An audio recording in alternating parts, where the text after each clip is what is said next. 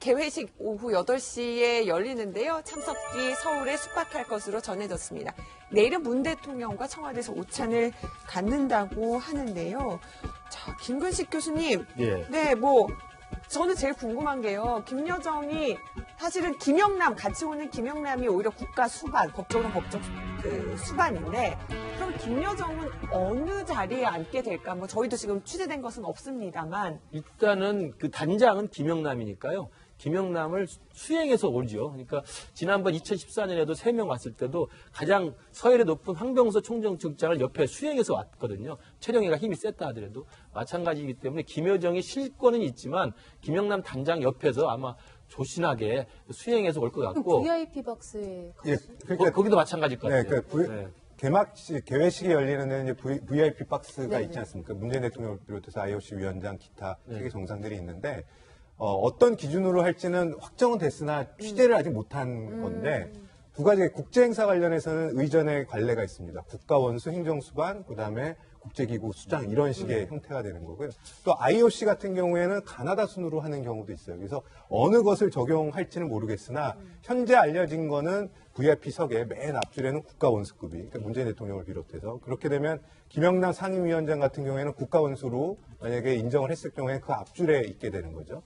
그리고 그 다음 줄에 이제 총리, 네. 그러니까 아베 총리를 비롯한 행정 수반들이 있게 되고 그 다음에 이제 국제기구 이렇게 되는데 김여정 같은 경우에는 거기에 해당이 안 돼요. 그럼에도 불구하고 VIP석의 뒤쪽에 어느 한 자리를 좀 해주지 않을까라는 얘기가 지금 나오고 있고 그것뿐만 아니라 그 자리는 그렇지만 VIP석 이제 의원님도 몇 번 가보셨겠지만 춥기도 하고 뭔가 잠시 다과도 먹을 수 있게 뒤에 이제 그 안으로 들어가면 이 리셉션 장 비슷하게 꾸며놨어요. 네. 그러니까 수시로 보면서 안으로 들어왔다 나갔다 할 수 있게 해놨기 때문에 차도 마실 수 있고 그 공간에서는 언제든지 조우가 가능하게 돼 있죠. 아니, 그런데 김여정은 리셉션장에 또 못 간다. 그 리셉션은 아니고 공식 리셉션. 공식 리셉션을 못 간다. 네, 그러니까 리셉션은 이제 만찬이나 이런 건데 거기서 조금 전에 말씀드린 그 리셉션 같은 거는 이게 다과를 차려놓고 행사나 개막식을 개회식을 보면서 잠시 들어와서 몸도 녹이고 음료수도 마시고 하는 공간을 마련해놔요. 그러니까 거기는 자유롭게 왔다 갔다 하니까 아무래도 돌아다니다 보면 서로 마주칠 수는 있는 거죠. 네. 어떻게든 만날 기회가 정부에서는 이번 평창 올림픽을 가지고서 어쨌든 최대한 한반도 평화를 어떤 상징하는 장면들을 많이 만들고 싶어 할 거고요. 올림픽의 정신이 그거기 때문에 올림픽 위원회에서도 아마 그렇게 하리라고 봅니다. 그래서 제가 VIP석에 대해서 박민혁 차장이 설명해 주시는 걸 들으면서 아주 생소해서 그럼에도 불구하고 아니, 만약에 가본 적은 의원님이 없습니다만 개막식에 개회식에 예. 초대받아 가셨다면 그 자리는 못 가시나요? 저는 아니겠죠. 밑에 어디 이제 태극기 흔드는 자리 아닐까요? 국회의원이라고 해가지고 특별히 VIP석에 올라가야 될 이유는 저는 없다고 보고요. 네. 근데 어쨌든 그 자리에 대외적인 국가 수반인 김영남 위원장과 문재인 대통령이 가까운 자리에 앉아있는 그 장면이 한 컷으로 잡힐 수 있는 정도에만 들어간다 하더라도 이번에 평창올림픽이 한반도 평화를 갈구하는 그런 장면으로 아주 상징적인 장면이 되지 않을까 하는 기대를 해봅니다. 그래서 말씀하신 대로 김영남, 펜스, 아베 총리, 문재인 대통령 어떻게 앉을지 어느 정도 한 잡힐 프레임만 들어오면 수 있게 네. 거리상으로는 가능합니다. 근데 어떻게 배치가 될지는 한번 봐야 될 것 같습니다. 네, 보면은요. 그리고 김여정이 결국은 그 관심받는 이유는 미국의 제재 대상이기도 한데요. 또 뭘 타고 오느냐. 이것도 이제 제재 문제랑 다 연동이 되어서 지금 논란이 계속 되었었는데 네. 박민혁 차장 답이 뭡니까?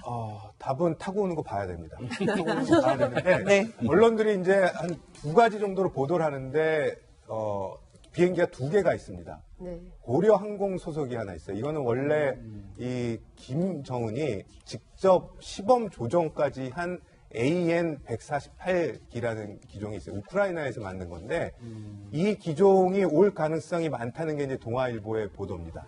딴 데는 참매 1호라고 그 전에 공식적인 전용기가 있는데 이유를 설명을 드릴게요. 이 AN-148, 이 김정은이 시범 조정까지 했던 이 비행기가 우선적으로 검토되는 거. 딴 데는 다 참매가 올 것이라 얘기를 하는데 이 참매 1호는 만들어지기가 너무 오래됐어요. 그래서 기억나실지 모르겠지만 2014년 인천 아시아 경기 대회 때 최룡의 홍병서, 김양건이 타고 온 그 비행기예요. 근데 그 비행기를 타고 최룡해가 다시 그 같은 해 모스크바를 가다가 문제가 있어서 회항이 됐어요. 지금 기억나요. 보시는 비행기가 네, 참내 네. 지금 이런데요. 그리고 저 비행기는 중국에는 아예 못 들어가요. 왜 그러냐면 국제항공기구에서 노후화된 기종이라고 해서 못 들어오게 돼요. 안전을 위해서 그렇죠. 그래서 그 비행기를 타고 올지는 모르겠어요. 그래서 저게 문제가 돼서 새롭게 한 게 조금 전에 말씀드린 AN148기인데 이거는 고려항공 소속으로 돼 있어요.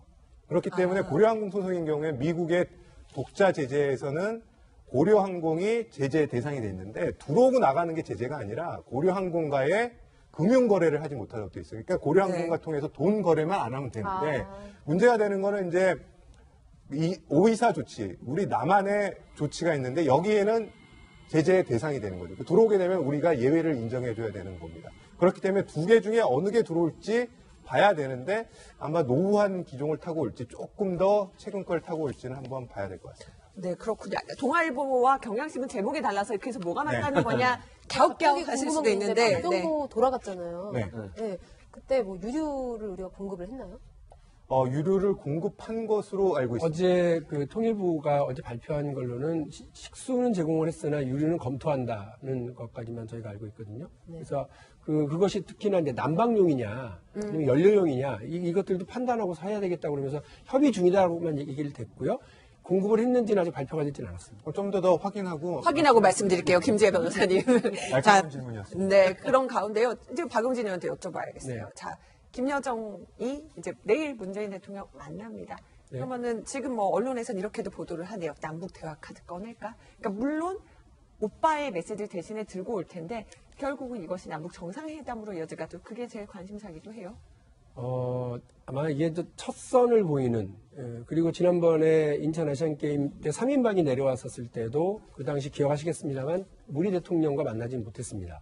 그래서 안보실장, 그다음에 통일부 장관 등이 나가서 이야기를 했습니다만 결정적인 서로 얘기를 주고받지는 못해서 그때 기회를 놓친 거 아니냐라고 하는 얘기도 있었거든요. 근데 지금 이게 가장 서로가 절실하게 한반도 평화와 자기 안전에 대해서 집중을 해야 될 타이밍에 만나게 되잖아요. 그러면 저는 바로 뭐 남북 정상회담 이렇게까지 가지는 않을 거라고 봅니다만 그럼에도 불구하고 이미 합의되어 있는 군사회담 그리고 각계 회담 등을 그 장을 여는 정도의 고위급 회담의 다양한 층위의 고위급 회담을 서로 합의하는 정도는 가능할 거라고 봅니다. 그래서 이번에 만들어진 이 만남이 일회성으로 끝나지 않고 더 많은 만남으로 확대해 나갈 수 있도록 하는 것이 필요하다고 보고 두 번째로는 북이 가져올 수 있는 이제 카드로는 이른바 뭐 금강산 관광 그다음에 개성공단 이 두 가지 진행되다가 폐쇄된 물론 우리 쪽에서 하였습니다만 그런 부분에 대해서도 적극적으로 아마 다시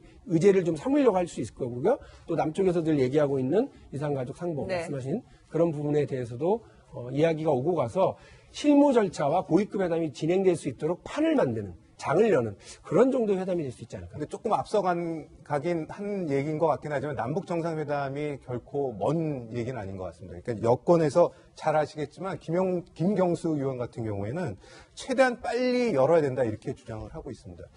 문재인 대통령과 굉장히 가깝지 않습니까? 그래서 많은 내용을 알고 있는데 어떻게 진척이 되는지 진척이 돼서 그것에 기반해서 한 얘기인지 모르겠으나 이런 얘기를 하고 있고요.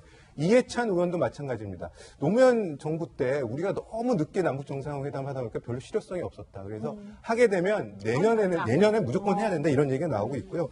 홍영표 의원도 마찬가지입니다. 그래서 여권 의원들 입에서 지금 남북 회담을 빨리 열어야 된다고 얘기가 나오고 있는 것 친노 같아요. 의원들이 좀 많으시네요.